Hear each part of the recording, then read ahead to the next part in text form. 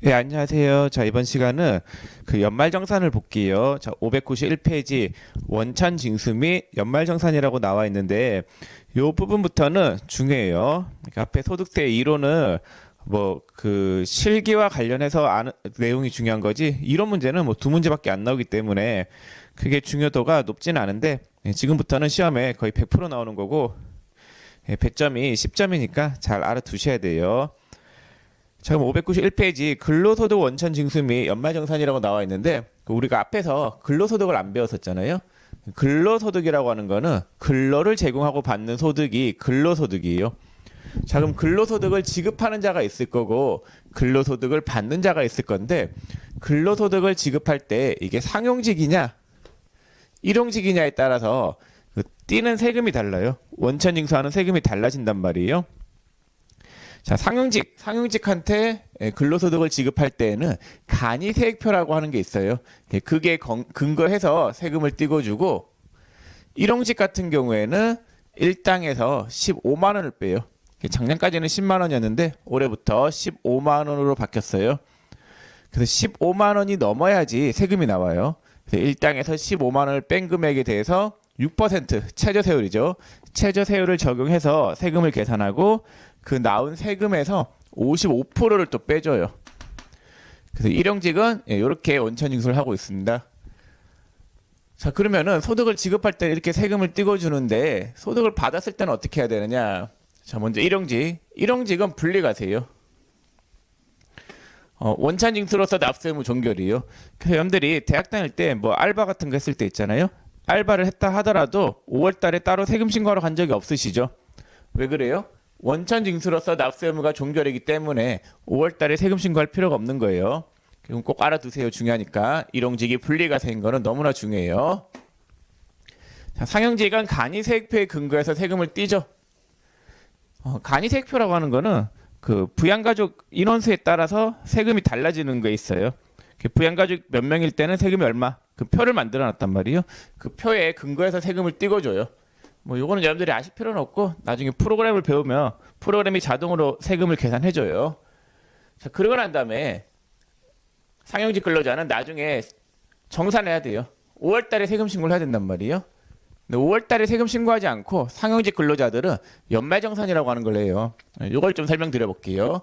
소득을 받았을 때 상용직 근로자는 연말정산이라고 하는 걸 하는데 자, 이게 뭔지 설명을 좀 드리겠습니다. 자, 예를 들어 가지고 1월 달에 어떤 근로자가 급여를 300을 받았어요. 그 세금을 3만 원 띄었어요. 상용직 근로자 있잖아요. 자, 그럼 이 3만 원 띄는 세금은 정확하게 계산한 세금이에요? 대강 계산한 세금이에요? 원천 징수는 다 대강 계산하는 세금이죠. 대강 세금 계산해서 3만 원을 뗐어요. 간이세액표에 근거해서 3만 원의 세금을 뗐으면은 자, 회사에서는 이 세금을 대신 납부하겠죠. 원천 징수한 세금은 대납하기 위해서 예비적으로 받아놓은 금액이잖아요. 그럼 이 세금은 언제까지 신고 납부해야 되냐면요. 다음 달 10일이 2월 10일까지 이 세금을 세무서에다가 신고 납부해야 돼요. 지급일이 속한 만약 1월 31일 날 급여를 지급했다라고 하면은 지급일이 속하는 달에 다음 달 10일까지 세금을 신고 납부해야 된다라는 거.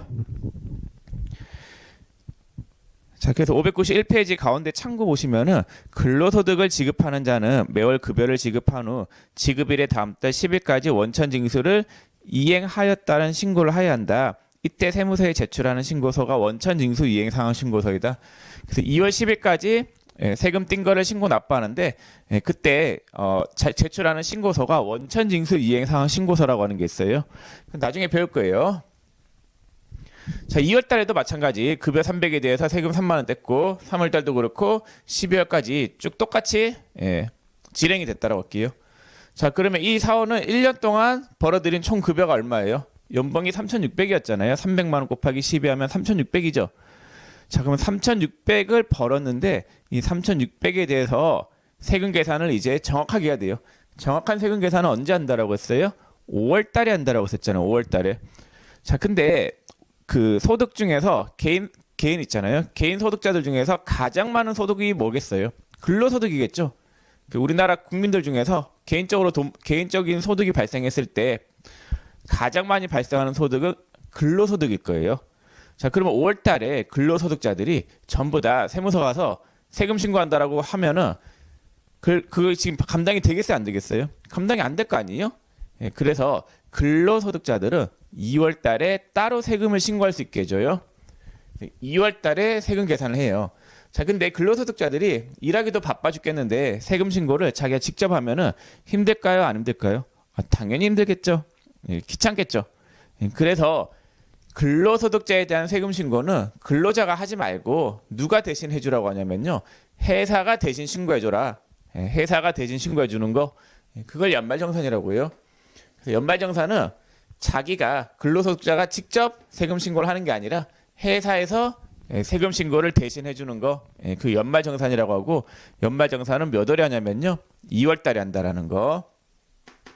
자, 그럼 이 근로자 이제 세금 계산을 2월 달에 제대로 하겠죠. 자, 제대로 했더니 1년 동안 받은 총 급여가 3,600이에요. 자, 이 제대로 계산한 산식이 어디 있냐면요. 자, 592페이지에 연말정산 세액계산 흐름도가 있잖아요. 그게 세금 계산 정확하게 하는 그 흐름이에요. 자, 총 급여가 3,600이고 여기서 근로소득 공제라고 하는 걸 빼줘요. 근로소득 공제는 근로소득자들의 필요 경비에 대응되는 금액인데 이거는 법정 비율이 있어요. 그 법정 비율만큼 빼줘요. 자, 그렇게 해서 나온 금액이 근로소득 금액이에요. 근로소득 공제는 제 마음대로 적었고 근로소득 금액이 2,600이 나왔다라고 할게요. 자, 여기서 이제 소득 공제라고 하는 걸 빼줘요. 소득 공제는 뭐냐면요. 만약 똑같은 근로자가 있을 때 돈을 버는데 부양가족이 많은 근로자들이 아무래도 돈을 더 많이 쓰고 세금을 좀 더 줄여줘야 되겠죠. 그래서 부양가족이 많다라고 하면 그 부양가족에 대해서 세금을 소득을 좀 빼가지고 세금을 깎아주는 게 소득공제예요. 자, 소득공제를 빼면 뭐가 나오냐면요. 가세표준이 나와요. 가세표준이라고 하는 거는 세율을 곱하기 전에 금액을 가세표준이라고 해요. 그래서 가표 1,000만 원이 나왔다라고 할게요. 금액은 제 마음대로 적은 거예요. 세율을 6% 곱하면은 1,200만 원 이하는 6%잖아요. 세금이 60만 원 나오잖아요. 예, 그걸 산출세액이라고 해요. 가세표준에서 세율을 곱해서 나온 세금을 산출세액이라고 하고 이 나온 세액 중에서 뭐 쓴 비용이 뭐 보험료나 의료비, 교육비 그런 데 썼다라고 하면은 쓴 금액의 일정 비율만큼을 또 세금을 깎아주는 게 있는데 그걸 세액공제라고 해요. 세액공제 40만 원을 뺐더니 제 마음대로 적은 거예요. 최종적으로 나온 세금이 있어요. 최종적으로 나온 세금을 결정세액이라고요.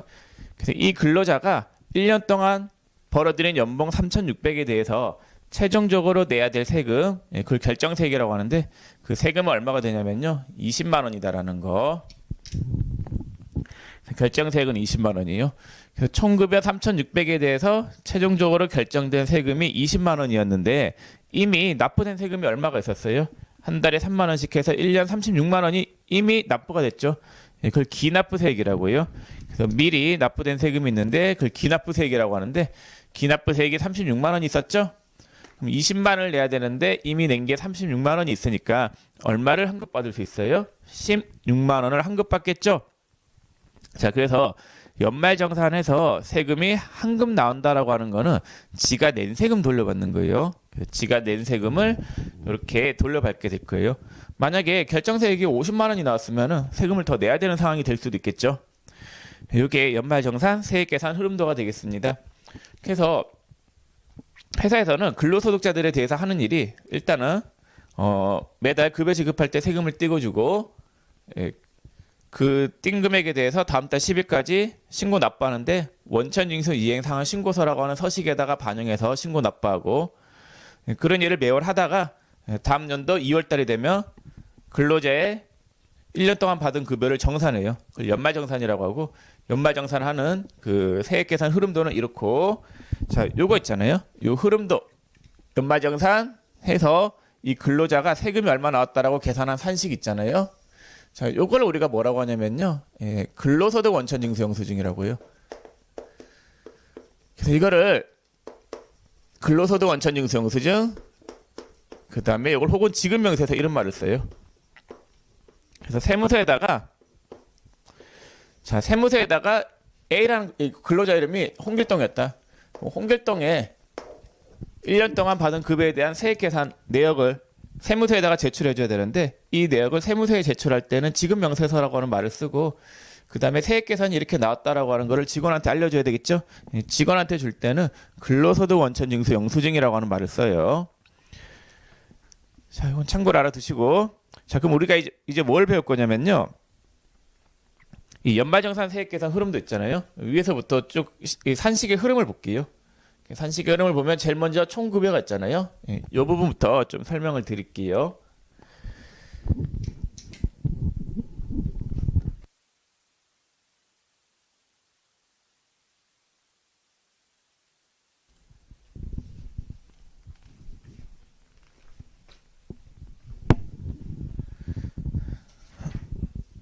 자, 593페이지 보시면은 근로소득의 범위가 나오죠.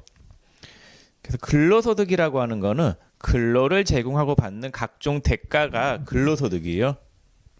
일하고 받는 돈이 근로소득이단 말이에요.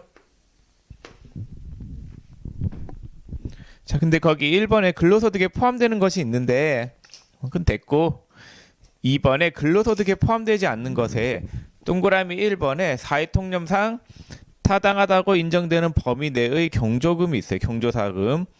그 직원이 결혼했는데 축의금으로 10만 원씩 줄 수 있는 거잖아요. 예, 그런 거는 사회통념상 타당하다고 인정되는 범위 내의 금액이니까 예, 그냥 경조사비로 인정을 해줘요. 자, 2번에 빌출자 임원과 종업원이 사택을 제공받음으로써 얻는 이익이 있는데 사택 있잖아요. 사택. 사택은 그 과세 안 해요. 원래 원칙은. 그 소액주주 임원이나 직원들 같은 경우 있잖아요. 예, 이건 근로소득을 안 봐요. 근로소득이 아니다. 과세 안 한다라는 거예요. 자, 근데 대주주인 임원 있잖아요.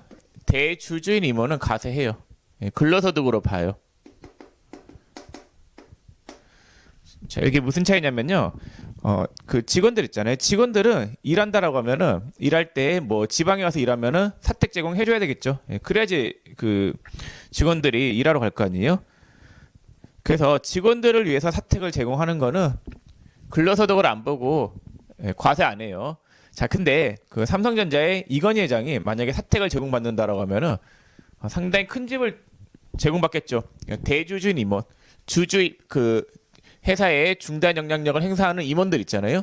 예, 이런 자들은 회사 돈을 그냥 막 빼간단 말이에요. 막 빼갈 수 있기 때문에 큰 금액을 빼갈 수 있기 때문에 그럼 막아야 될 거 아니에요.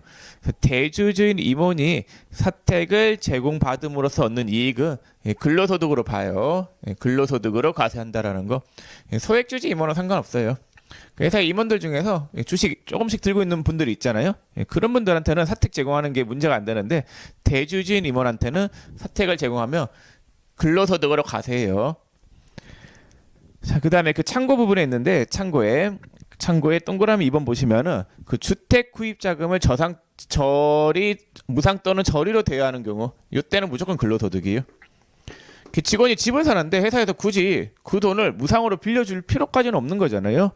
무상으로 빌려줬다라고 하면은 그 시가에 상당하는 이자 상당액만큼을 직원한테 근로소득으로 준 걸로 보고 예, 세금을 과세해요. 자, 요 두 가지 정도만 알아두시면 좋겠습니다. 자, 그 다음에 593페이지 2번에 비과세가 있죠. 예, 비과세 중요해요. 네, 제일 중요한 내용인데, 자, 여러분들이 그 책을 보기 전에 일단 알아야 될 비과세 5가지가 있어요. 중요한 비과세 항목 5가지를 제가 미리 써놨는데 이거 설명을 좀 드릴게요. 자, 비과세는 과세하지 않겠다라는 거예요. 회사에서 받는 돈인데 과세하지 않는 거. 자, 먼저 식대. 회사에서 일하면은 뭐 밥을 줘야 될 거 아니에요. 식대 제공하는 거는 과세 안 하겠다라는 거예요. 식대를 주면서 거기에 세금을 빼가면은 직원이 밥 먹을 돈이 부족하잖아요. 그래서 식대는 과세 안 한다라는 거. 금액의 한도는 월 10만 원이에요.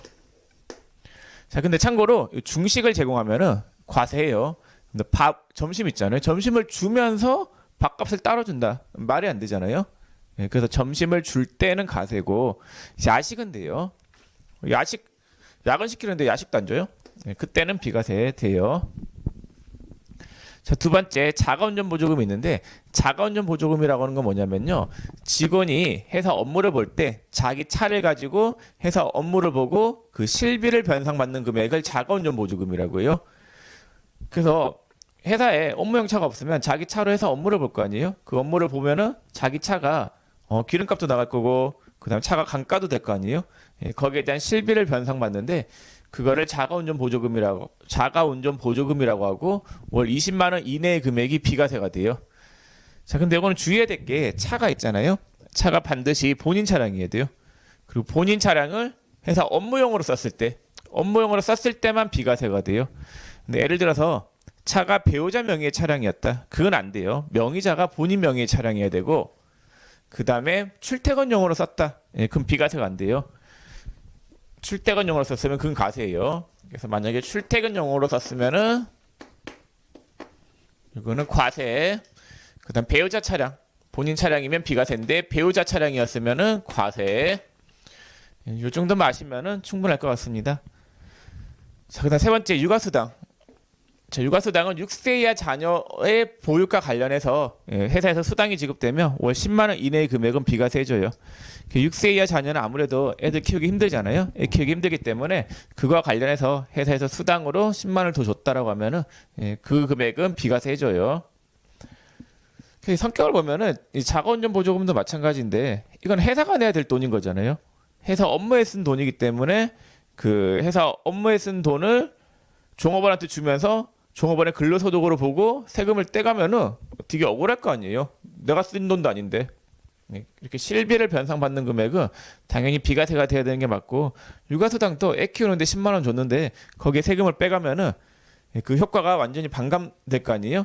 그래서 비과세 해주는 거고. 자, 연구보조비. 연구원들이 지원을 해줘야 될 거 아니에요? 혜택을 줘야 될 거 아니에요? 훌륭하신 분들이잖아요.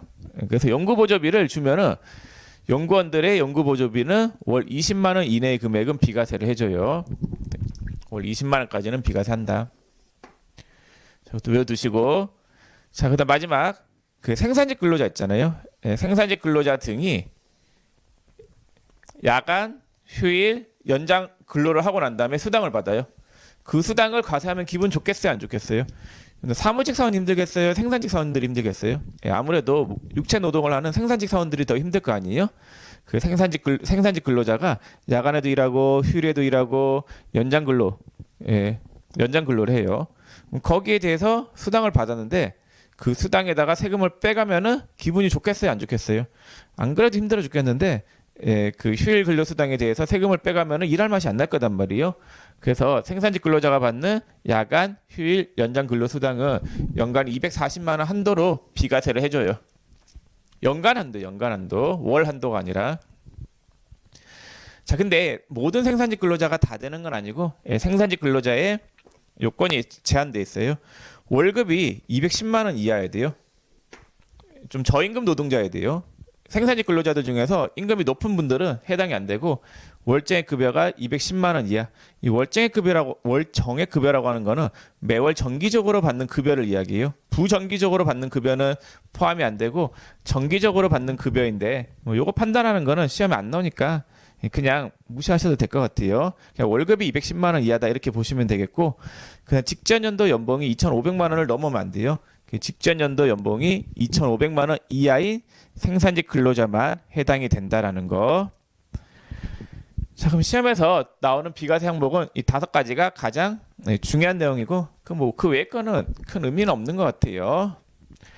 자, 그럼 책을 한번 볼게요. 자, 593페이지 하단에 2번의 비과세, 1번의 실비 변상적인 성질의 급여, 일직료, 숙직료 또는 여비.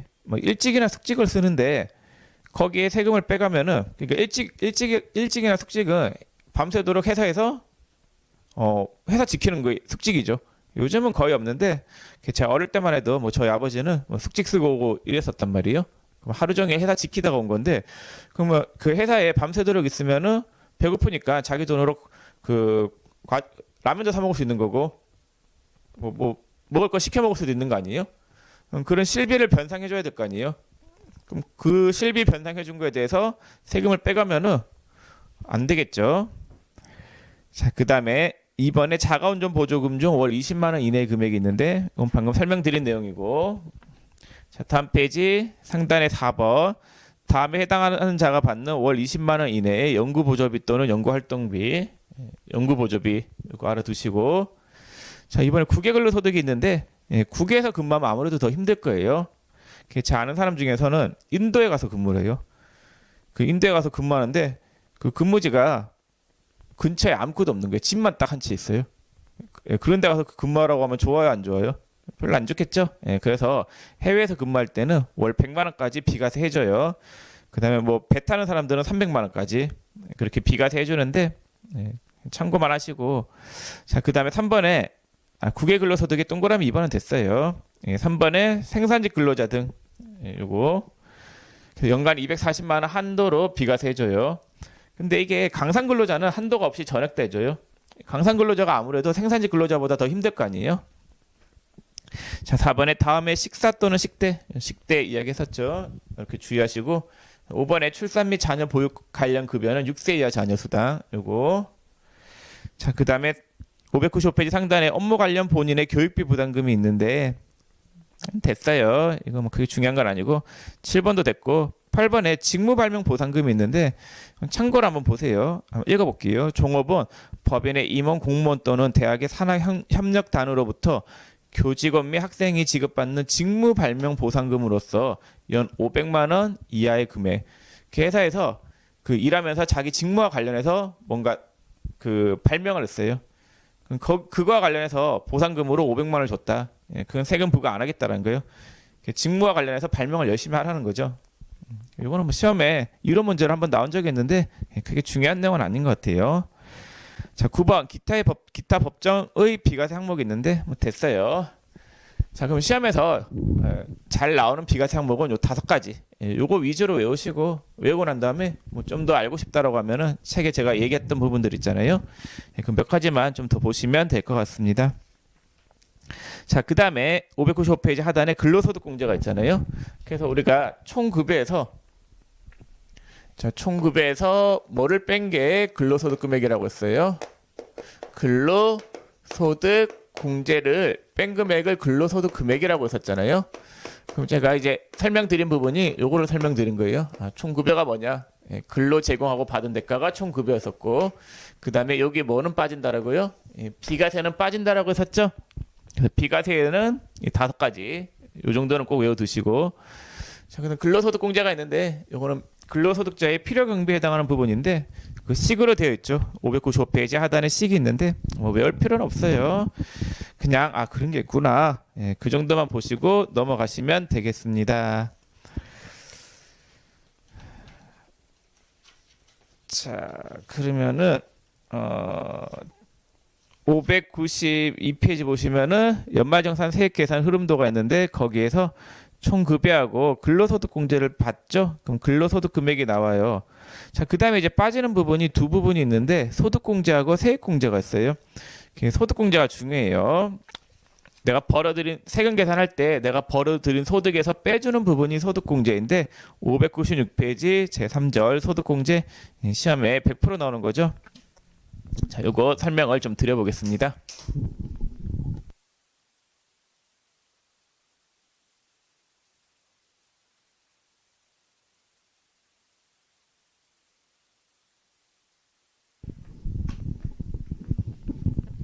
자, 여러분들 거기 소득공제 보시면은 이 소득공제는 내가 벌어들인 소득에서 세금 계산할 때 빼주는 부분이 소득공제예요.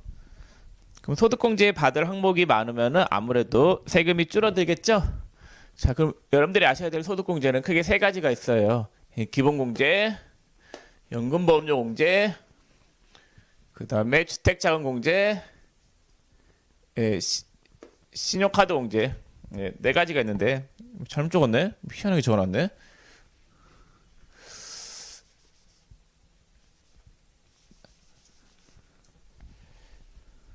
자, 인적공제하고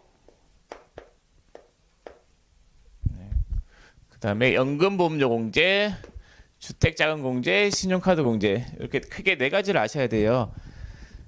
자, 먼저 인적공제부터 보면은 인적공제는 기본공제하고 추가공제로 나눠져요. 기본공제하고 추가공제로 나눠지는데 기본공제라고 하는 거는 부양가족 1인당 150만 원씩 공제해 주는 게 기본공제예요. 근데 아무래도 부양가족이 많으면은 돈이 많이 나가겠죠. 그래서 부양가족 1인당 150만 원인데 자, 부양가족에는 본인도 있고 본인은 당연히 되겠죠.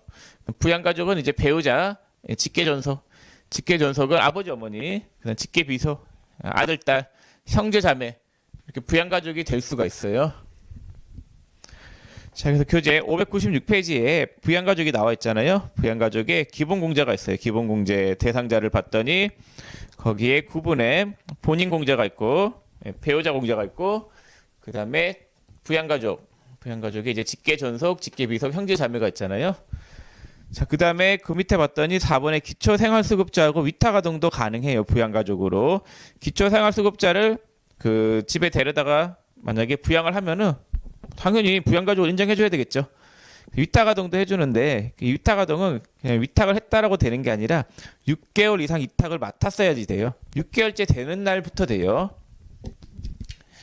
자, 그러면 이 부양가족이라고 하면은 자, 일단 본인이 있어요. 결혼을 하면 배우자가 있겠죠. 배우자는 부양가족이 될 수 있어요. 그 다음에 아버지, 어머니, 직계존속이죠.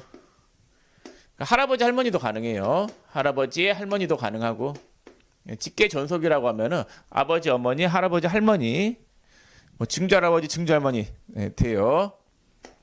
자, 그 다음에 형제자매, 형제자매도 부양해야 되면 부양해야 되겠죠. 그 다음에 배우자의 형제자매도 돼요. 배우자의 아버지, 어머니, 배우자의 할아버지, 할머니도 돼요. 배우자의 직계 존속도 가능하다라는 거. 자, 그 다음에 이제 결혼하면 아들, 딸이 태어나죠. 당연히 애들은 되겠죠. 그래서 부양가족이라고 하면은 이렇게 선이 하나만 거져야 돼요. 하나만 이렇게 거져 있을 때 부양가족이 돼요. 자, 그럼 아버지의 형제자매는 누구예요? 삼촌이죠. 어머니의 형제자매 이모가 있겠죠. 삼촌하고 이모는 안 돼요. 삼촌하고 이모는 부양가족이 될 수 없다라는 거. 자, 그 다음에 아들이 결혼하면은 뭐 며느리가 있겠죠. 딸이 결혼하면 사위가 있어요. 그럼 며느리하고 사위는 당연히 안 되죠. 안 돼요. 자, 안 되는데 다만 아들하고 며느리가 둘 다 장애인이다. 딸하고 사위가 둘 다 장애인이다. 그때는 돼요. 양쪽 다 장애인이면은 아무래도 부모님들이 부양을 해줘야 될 거 아니에요. 그때는 돼요. 자, 그래서 기본공제를 받을 수 있는 대상자가 누구냐 봤어요. 삼촌하고 이모는 절대로 안 되고 아예 그냥 무시. 며느리하고 사이도 안 되는데 부부가 장애인이면 오케이. 자, 그래서 596페이지 책에는 뭐 기초생활수급자하고 위탁아동도 있는데 시험에 잘 나오는 부분은 아니니까 그냥 참고로 한번 말씀드린 거고, 일단 가족이라고 하면 이러한 자들 이렇게 구성이 되어 있다고 보고 말씀을 드리겠습니다. 참, 기본공제 대상자는 일단 본인, 배우자, 직계존속, 직계비속, 형제, 자매만 가능해요. 자, 나이 요건이 있어요. 이러한 자에 해당한다 해가지고 다 되는 건 아니고 나이 요건이 있는데 본인하고 배우자는 나이 요건이 없고 직계존속은 60세 이상, 직계비속은 20세 이하, 형제자매는 20세 이하이거나 60세 이상. 그래서 20세 이하이거나 60세 이상이어야지 부양가족을 올릴 수 있는 거예요. 자, 그 다음에 또 조심하셔야 될 게 연령 요건 따질 때 있잖아요. 자, 연령 요건은 장애인은 나이를 안 따진다라는 거. 그래서 연령을 따질 때 장애인은 연령 요건을 따지지 않는다라는 거, 이것도 알아두세요. 중요하니까. 자, 그래서 책의 596페이지에 기본공제 대상자를 받고, 그 다음에 하단에 주위에 동그라미 2번, 597페이지에 있는 동그라미 2번을 받고, 그 다음에 동그라미 3번에 위탁아동은 아까 6개월 이상 위탁해야 된다라고 했었잖아요. 그건 참고로 하시고 중요한 건 아니고, 동그라미 4번에 부양가족의 범위가 있잖아요. 부양가족의 범위는 이렇다라고 했었고, 누구는 안 된다라고 했어요. 삼촌이나 이모, 조카도 안 되겠죠. 당연히 조카도 안 되고 며느리하고 사이도 안 되고. 제가 얘기했었던 게 그 표 밑에 별표 1 해가지고 나와 있잖아요. 자, 그 다음에 그 부양가족의 범위를 좀 더 볼게요. 자, 부양가족이라고 하면은 12월 31일 현재 이렇게 생계를 같이 하는 자를 이야기한단 말이에요. 그래서 12월 31일 현재 생계를 같이 하는 이런 부양가족. 그러면은 12월 말 현재 같이 살아야 돼요. 12월 말 현재 같이 살아야지 부양가족이 되는데, 만약에 12월 30일까지 같이 안 살다가 이제 12월 31일 날 같이 살게 됐어요. 그래도 부양가족으로 올릴 수 있느냐? 네, 가능해요. 자, 근데 만약에 한 10월 1일경에 만약에 누군가가 사망을 했다, 부양가족 중에 한 명이 사망을 했다라고 하면은 되느냐? 돼요. 사망일 전일날에만 같이 살았으면 돼요. 사망을 했다라고 하면은 사망일 전일날의 상황에 의해서 판단한다라는 거. 혹은 장애가 치유됐다. 그럼 장애인과 관련된 공제를 받을 수 있느냐? 예, 돼요. 장애가 치유되기 전날에 장애인이었으면 돼요. 전날의 상황에 의해서 판단하는 거예요. 자, 597페이지 그 표에 동그라미 4번 부분에 부양가족이란 주민등록표의 동거 가족으로서 해당 가세기간 종료할 현재 거주자의 주소 또는 거소에서 현실적으로 생계를 같이 하는 자를 말하며 배우자의 직계 존속 및 형제 자매를 포함한다라고 돼 있죠. 그거 알아두시면 되겠고, 자, 그 다음에 부양가족 있잖아요. 부양가족이 12월 31일 현재 생계를 같이 해야 된다라고 했는데,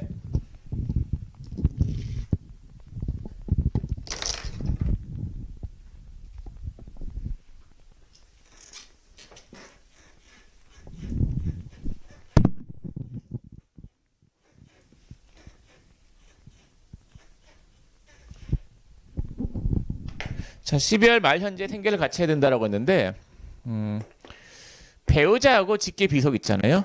배우자하고 직계 비속은 생계를 같이 하지 않는다 하더라도, 그러니까 등본상 주소지가 같이 안 돼 있다 하더라도 무조건 같이 사는 걸로 봐요. 무조건 부양가족이 돼요. 그래서 배우자는 뭐 떨어져 살 수도 있는 거잖아요. 뭐 이유가 있다라고 하면 떨어져 살 수 있는 거고, 직계 비속도 애들 있잖아요. 애들도 떨어져 살 수 있죠. 여러분들이 나중에 대학 가고 이러면은 나가서 살고 이러잖아요. 자, 그 다음에 이번에 거주자 또는 동거 가족이 동그라미 1, 2, 3번 내용인데 책을 보지 마시고 제가 그냥 적을게요. 배우자하고 직계 비속은 무조건 같이 사는 걸로 보고, 직계 전속 있잖아요. 직계 전속도 무조건 같이 사는 걸로 봐요. 실제로 부양을 하고 있다라고 하면은 같이 사는 걸로 봐요. 실제로 부양하면은 동거하는 걸로 보는데, 근데 직계 전속은 해외에 거주하면 안 돼요. 해외에 거주하면 X다.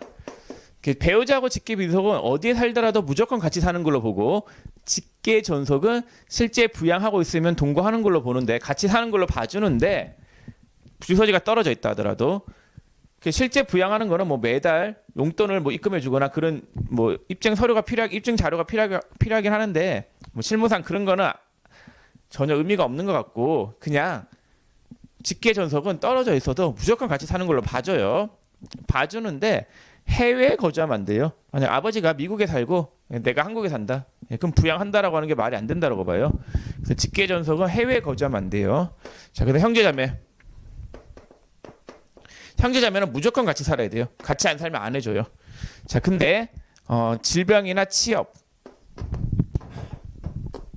학업상 이유로 떨어져 있는 경우, 요때는 가능해요. 만약에 제 동생이 있는데, 제 동생이 고등학생이에요. 그 동생이 이제 공부를 하겠다라고, 뭐 좋은 고등학교 가겠다라고 이제 서울에 갔어요. 그러면은 학업상 이유로 떨어질 수도 있는 거잖아요. 그때는 해줘요. 혹은 뭐 질병 치료 목적이거나 취업 목적으로 떨어져 있을 때는 형제 자매라 하더라도 가능해요. 자, 그래서 동거 여부는 일단 배우자, 그러니까 등본상 주소지가 같아야 되는 게 원칙인데, 이 부양가족이 되려면은 등본상 주소지가 같아야 되는데, 배우자하고 직계 비속은 항상 같이 하는 걸로 보고, 직계 전속은 실제로 부양하고 있으면 같이 사는 걸로 보는데 해외에 거주하면 안 돼요. 형제자매는 질병, 취업, 학업상 이유로 떨어져 있을 때는 돼요. 원래는 안 되는데 이러한 이유라고 하면 돼요. 자, 그러면 이제 본 부분이 이 부분이랑 요 연령 부분, 요 두 부분을 다 봤어요. 자, 부양가족이 되려고 하면 이제 어떤 요건을 또 충족해야 되냐면요, 요 소득 요건을 충족해야 돼요. 자, 소득 요건은 소득 금액이 100만 원 이하여야 돼요. 소득 금액이 100만 원 이하여야지 부양가족을 올릴 수 있는데, 자, 이 부분에 대해서 좀 설명을 좀 자세하게 드릴게요. 여기 중요한 내용이거든요. 여러분들이 어려워하는 부분 중에 하나이기 때문에 저 부분을 좀 자세하게 설명을 드리겠습니다.